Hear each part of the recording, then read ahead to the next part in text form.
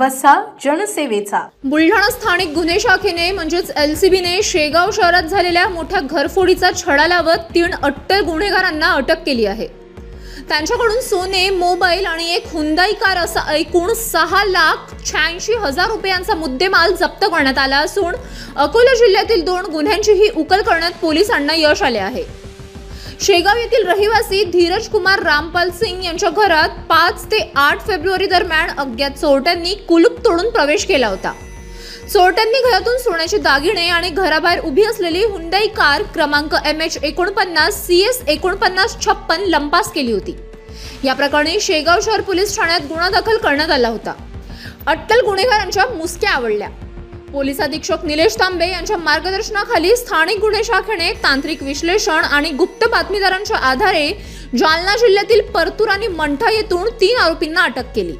अटक करण्यात आलेले आरोपी रेकॉर्डवरील गुन्हेगार असून त्यांच्यावर विविध जिल्ह्यात अनेक गुन्हे दाखल आहेत. राजेंद्र बाबासाहेब राऊत वय 25 राहणार परतूर 17 गुन्हे दाखल, घरफोडी व चेन स्नॅचिंग. राजेश शंकर शर्मा वय 30 राहणार मनमाड 27 गुन्हे दाखल, दरोडा, चोरी व जबरी चोरी. श्रीराम सोमनाथ सोनावणे वय 20 राहणार वैजापूर 8 गुन्हे दाखल, मोटरसायकल चोरी.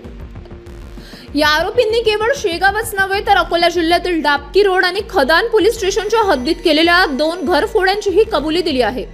आरोपी सध्या पोलीस कोठडीत म्हणजेच PCR मध्ये असून त्यांच्याकडून आणखी काही गुन्हे उघडकीस येण्याची शक्यता आहे.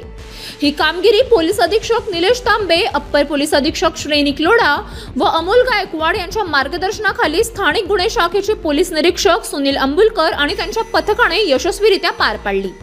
City news.